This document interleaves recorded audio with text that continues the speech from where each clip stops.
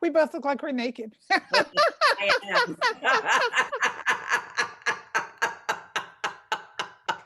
You badass.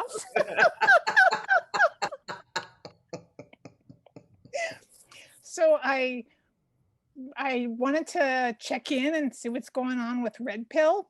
We talked about that at the New York City Yeah, Horror yeah. Film Festival, and what's going on? What is going on with Red Pill? Well, Red Pill had its first screening at the Mykonos International Film Festival, where we won Best First Time Filmmaker and Best Black Lives Matter Film. So we're already an award-winning film, and we're supposed to have our American premiere at the Pan African Film Festival, which is currently having some difficulties for individuals to buy seats. So pass holders who've bought the $200 pass, I believe they can see the film, but currently, as of I don't know what day this is. Today is like the 2nd of March. Individuals are not yet able to buy a seat, and I hope that they will be able to before the festival ends on the 14th. We also have been selected for the Cine Excess Festival in Birmingham, England. I'm actually going to do an interview with them today. Well, no, Thursday.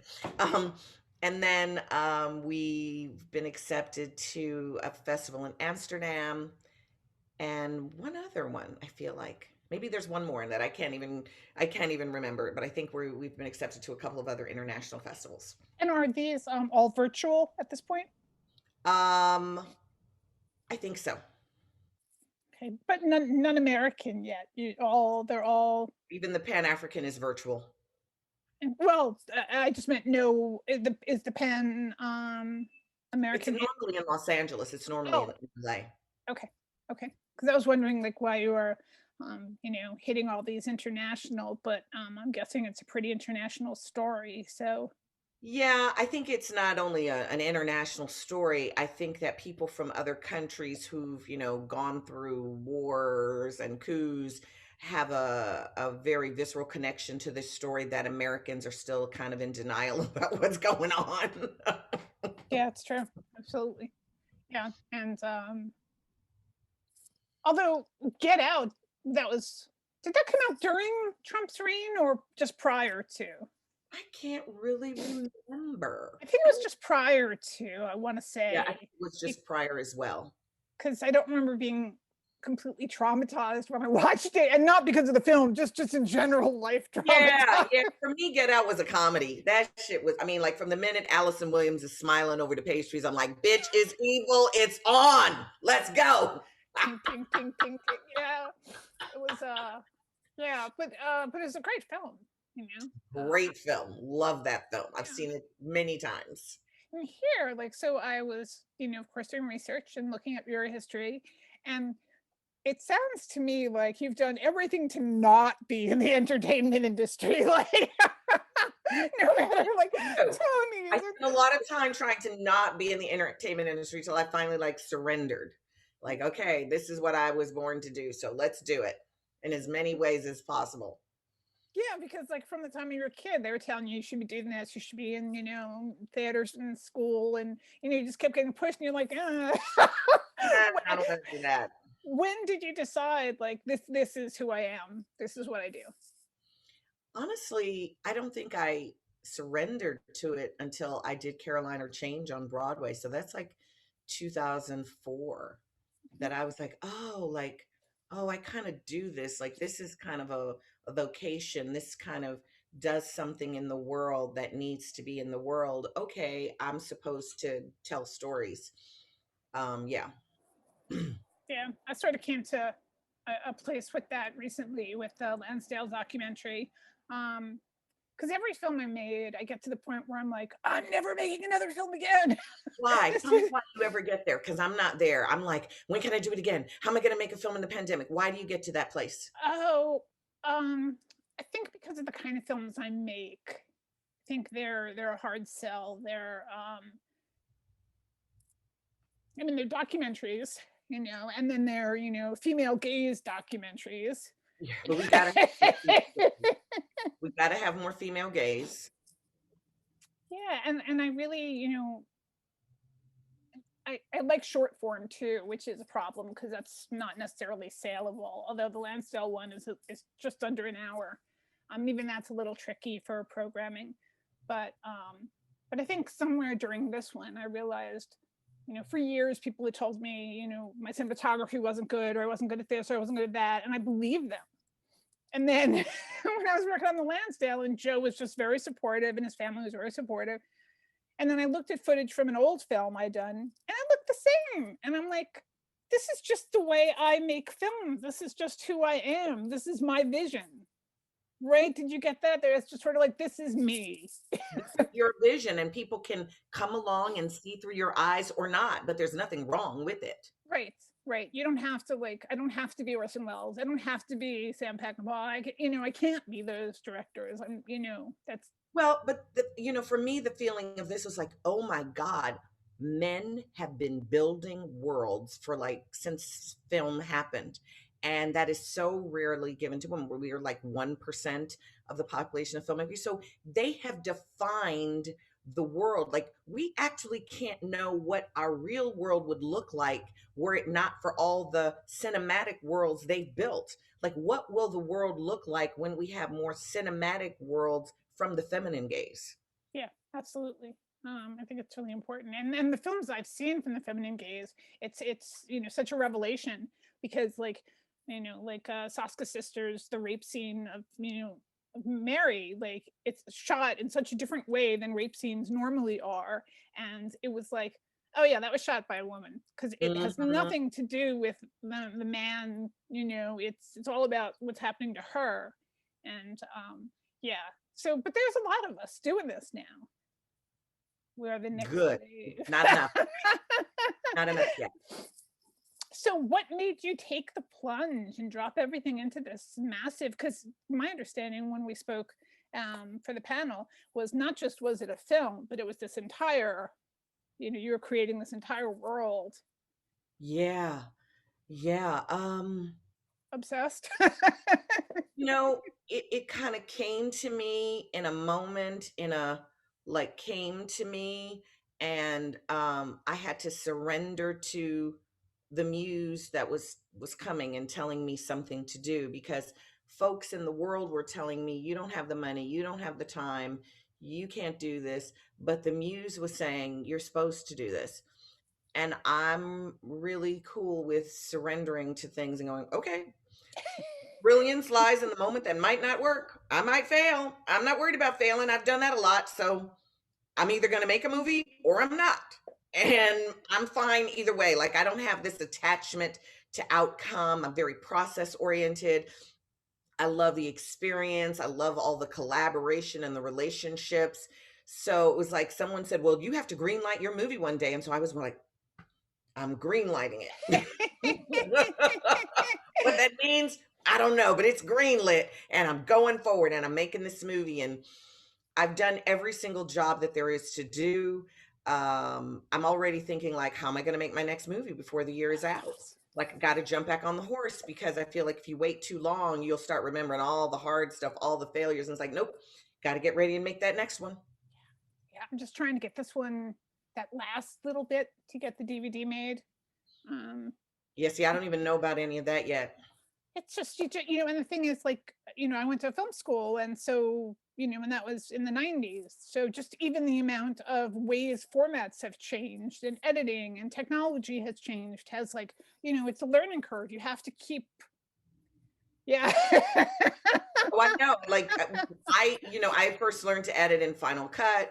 Then I started learning Premiere. And one of the challenges that happened on this film is my Premiere editor decided he was going to teach himself Avid on my dime. Oh God. And he never did. And so I had to move on to a new editor who said, oh, I can take it back to Premiere. Like, if this film had been cut in Premiere, I could have had an assembly.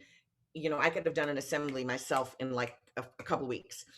Instead, by the end of 9 months, I still did not have a full assembly of my film, and I was 3 editors in. And now I'm, with the finished film, 5 editors in. I know.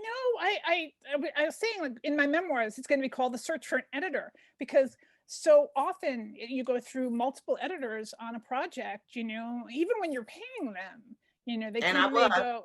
And I don't really understand what that is. I'm not quite sure. Maybe it's the same thing that I found with like web designers. There are certain kind of people, and like the first few web designers I had in America, they would like disappear for long periods of time, and then I'd get like $100,000 bill, and I'd be like, "What? What is this for? What happened here?" You know, because I didn't really know the editorial process and how that would work. I was just trusting them to say how long it would take them to do whatever they would do. And now this last editor who's helping me through post, like, granted, she's not getting to edit from the beginning. Maybe the process would be different with her, but it'll be like, how long is this going to be? How long do you take? Okay, you got this much time. Now I know I have to set the deadlines for the editor, Absolutely. Yeah. and Yeah. we Yeah. got to. And even then you got to like still push them because they're telling somebody else the deadline, that person's ignoring it, and then you have to find some, it's I think that's what makes me say, like, why am I doing this with my life? I know. I always feel like I got to learn how to do everything, but I also know that, many hands make light work. And the more eyes and visions to me, like the better the thing can be because you've got all these other perspectives. So it's like, I want to know how you do everything so I can understand everybody's process so I can communicate with them. But I don't want to just have it be my vision. I want it to be this collective thing that then goes out into the world and has this collective thing. Have you found any great VFX people? Because that was the bane of my existence. um yeah, absolutely. I know somebody who's amazing. Yeah, I he's would love to have that contact because that is okay. that was just a nightmare. Yeah. Yeah, Nothing yeah. good to be said about Yeah, that. I the editor who finally was the third editor who helped me because I'm doing the DVT with like extras, like 33 extras. So, and what he showed me that no other editor had ever done before was that he could actually like show his editing screen on my screen at home. He was in California, and we could just go through every extra together and be like a little tighter here, a little, cut this out. We did it in like 2.5 hours. Wow. It was like, why didn't everybody else do that? Somebody else is like rendering it, then sending me the whole thing. We'd go through it and look for spots and render. I know, I know. And then it was like we tried some things, but I can't see it for a few days. So now I don't even remember what we tried. And yeah. Yeah, and you've seen it so many times you can't even remember what you're looking at anymore. Yeah, I mean, I think when I said I was going to make this, I had been inspired by hearing a friend of mine tell the story about going to I think she went to Cal Arts, and she said the head of the program at the time she was there was like this wonderkin genius. And when he was interviewing her, he said, "Yeah, me and all my genius friends, we get together once a month and we come up with the next $1 million idea. Do you want to see them? I have a box full of them." And she was kind of confused, like, what does he mean? And he said, "Coming up with $1 million idea is easy. Yeah, Executing to the finish one idea is what's hard." yeah, And so when Red Pill came up for me, I was like, I realized like I have like half a dozen scripts. Oh, they've been rewritten. And so the focus of this was finish the film. Okay. So there's, people are like, "Are you happy?" Well, I'm happy with the finished film. Could I have kept editing and changing? Yeah. Yeah. Time, absolutely, of money, allowance. course, sure. Right. But I wanted a finished film. Yeah, absolutely. You have to get to the point where just that's it. I'm done. We're good. I did a bunch of forewalling and um, asked people to give me notes, which was brutal. I'd have to like let them sit for 2 days before I looked at them after the screening because they would just break my heart. Like, Oh, but well, but you're brave. And it's been, I'm starting to get reviews and they're starting to come in. And one of my, genius friends said, "Don't read any reviews." And I was like, I'm just not that girl. I want to yeah, know. yeah, I've said I can read the review one time. I won't read it two times, but one scan through. And the first review that came in was like mixed. And it was like, she was like, "I hate horror. It's just too gory. Trigger warning. This is violent." And I was like, well, "Why did you agree to yeah. review Why a would you review this book?" then? Yeah. Well, I mean, it's also changed so much from, when I was in film school and studying like film criticism and stuff. I mean, that is no longer the art that it was now. Now it's just, a bunch of people watching your film and saying what they think. I mean, one of my reviews started with like, "We've never heard of Joe Lansdale, but," and it was like, couldn't you just Google him? Why would you watch a documentary and have no idea who the guy is? And really, you should know who the guy is, but I think that because we're in the world of like, I'm thinking it, I'm eating it, I'm feeling it, I'm pooping it. Everybody, let me show you where I am. There's no sense of shame yeah. of like, you should be somewhere else. Like you're working on this. You need to prepare for that. Yeah, and I also think it's really important to support other artists, like, even if it's, critics or whatever, I mean, all these people want to make art and do something good. So, find that one thing that speaks to you, that is powerful or is important or is well done, and talk to that. I mean, pointing at anyone can sit there and point at flaws. It's so easy to tear things apart. And I think one of the big things I learned on Red Pill about notes um, was that it's really easy for people to tell you what's wrong, and they assume you don't know what's wrong. Now, granted, there were sometimes people were like, "Oh, there's a light fixture in the background of the scene that I Right, right, totally did not see, and I am so grateful for you for not seeing it." But sometimes there are things like, "Yep, that's wrong, and it's going to stay wrong." well, it's right. You got to juggle it because you only have so much time with your editor or whatever, and like there are things that that's not important enough to spend Right. 2 days trying to fix. Um, But some people, like I had two people who, and I think that I'm this person as a note giver who like catch your vision and they see what you're trying to do. And then the note they give you has to do with getting there. It doesn't even have to do with what's there. It's like, okay, I see you're doing that. Well, if you're trying to get there, maybe this would get you there. And then you're like, oh, revelation. yeah, yeah. That was basically Joe's place in my work because it was about him, and of course he's been doing stories since he was a kid. So he was the best for notes. But yeah, some of them are just like really cruel. It's really hard to It sure is. I know. It's made me a kinder person for giving notes because always as an artist, as a part of something, I always felt like, well, I get to criticize what I love. I get to love what I criticize, which is what Toni Morrison said. And now I'm like, oh no, I need to be gentle with people because I want them to be gentle with me. yeah. It was funny. I was thinking of have you seen the Fran Lebowitz Martin Scorsese documentary? No, I haven't. Just read about it. So it's funny because at one point she's talking to Toni Morrison, and they're both talking about the way they look at their audience. And Toni Morrison was very inclusive, whereas Fran Lebowitz is like, "This is what I think. I don't really care what you think," which she has every right. I mean, it's her art, but it was interesting the two of them discussing, like Toni Morrison was very much like, "I want to bring people into my world, I want." Yeah, I feel like I want to not only invite people into my world, but I want to experience what going into my world does to you. So, sometimes people say, well, I didn't like that. And that made me this. And I'm like, really? Oh, that's like fascinating. Like, because art is actually having its own effect. Yeah. And that excites me. Yeah. Well, it's at some point it's it's yours, and then at some point it becomes its own thing, and then it's just standing on its own out there, and you can look at it a little bit more clearly, and it's not quite so painful to you know. But the awards still feel like I deserve them. God knows it's hard Yeah, I mean, work. it takes an incredible amount of bravery to make something that's going to have your name on it and then send it out in the world where everyone can shoot their slings and arrows at it. I don't know that most people have that courage. So just to do that and to do that again and again is a lot of bravery, a lot of courage. Yeah. Are you is the next one working up there? You got the next one in mind?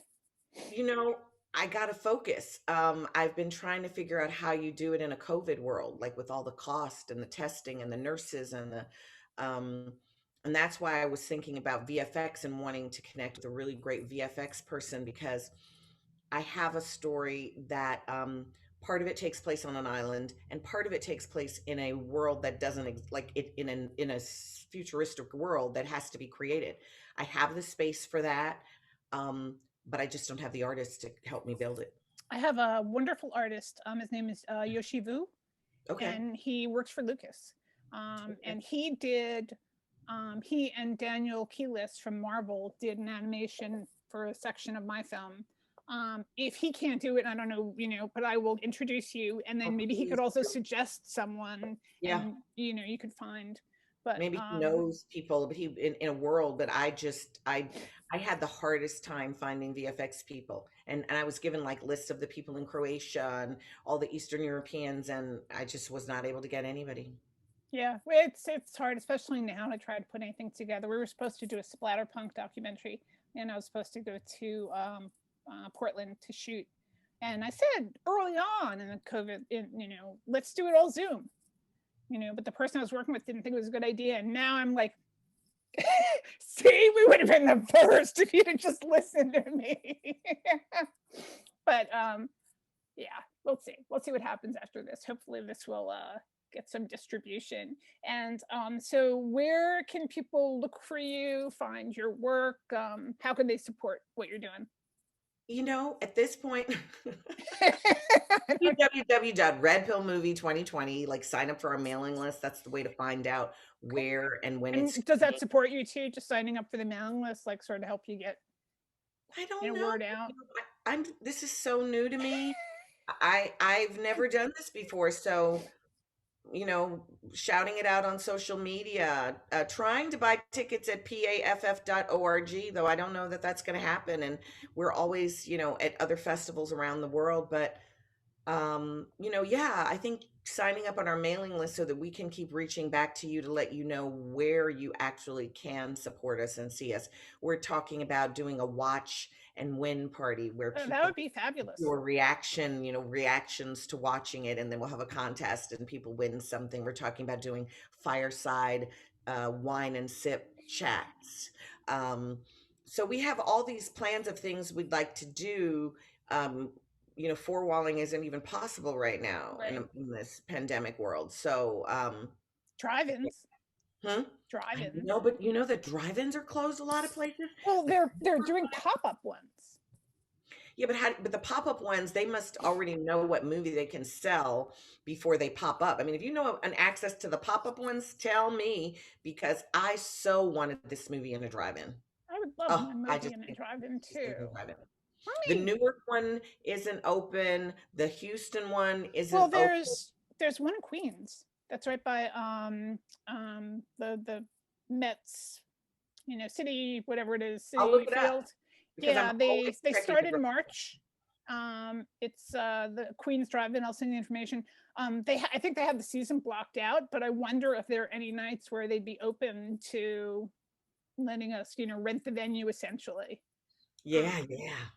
Because it's like 15 minutes from my house, and it was so nice. And they're doing double features. The one we saw was Videodrome and The Thing, and then in March we're gonna go see RoboCop and Escape from New York. But I think the Red Pill would be great in drive-in. Yeah, I that was one of my visions. Like, I'd love it in a drive-in. IFC did so well last year putting movies in drive-ins and stuff. Okay, all right, something to work on. Well, I just felt like we had such a interesting group of women those 2 days at New York City Horror Film Festival, and I really wanted to like keep that relationship between all of us, and keep us networking.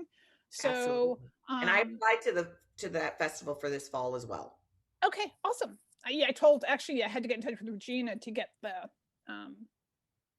Zoom.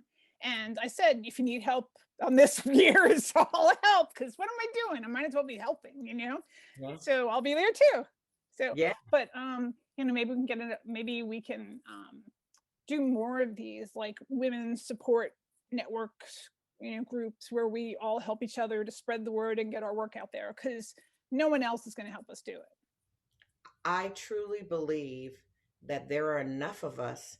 If we put the focus that we put into things into just supporting each of us supporting each other, we would all blow up.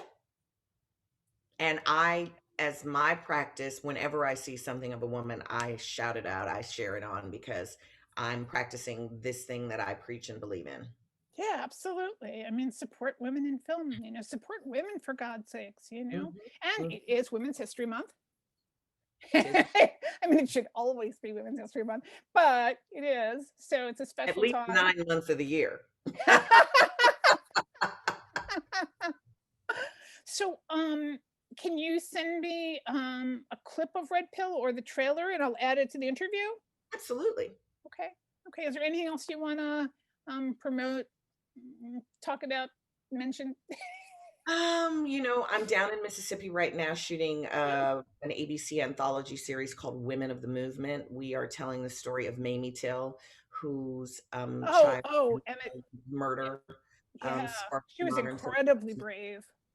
Yeah, so Yeah. I'm playing his grandmother, so I'm here for several months shooting that, and I Wow. hope that's gonna air in May. And um, yeah, Wow. just really want to birth Red Pill and let everybody see it, and spark a lot of conversations about what's happening to our country and the fractured sisterhood, and a word I've coined, which is in the movie, misogyny, which is women hating women. Well, that's a huge problem, and that's why I keep saying smash the patriarchy because it hurts everyone. It's not just men who Mhm. believe it; it's women who believe it and believe there can only be Exactly. one.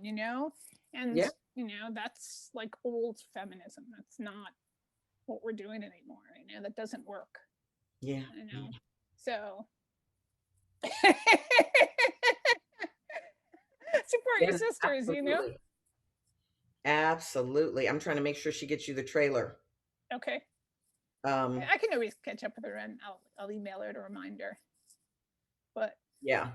thanks for taking the time. I appreciate it. And I'm Much, and let's definitely stay in touch. You've got so much more experience than I have, and I would love to learn from you, like how you've kept doing it over and over again, because this is my first time. I'm like, I'm not a virgin anymore, but it's my first time. Those first times always jack you up.